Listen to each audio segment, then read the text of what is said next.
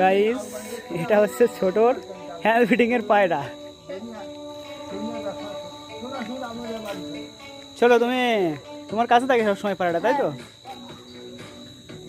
আমার হাতে খায়। হাতে খায়? তোমার মুখ থেকে খায়? মুখ থেকে এখন শিখছি। আচ্ছা, আর কি করে বলো তো? আর যদি উপরতে ছেড়ে দিই আমার ডাক দিলে চলে আসে হাতে পড়ে? হ্যাঁ। আচ্ছা, পায়রাটা কি পায়রা? এটা মনে হচ্ছে এটি কালদম। কালদম পায়রা না? খুব ভালো পায়রা তো। তাহলে তুমি ছোটোর থেকে মানুষ করেছো, তাই তো? ইয়েস। ভালো, দারুণ লাগছে কিন্তু পায়রাটাকে। কাদের পরে বসে তোমার? কাদের পরে?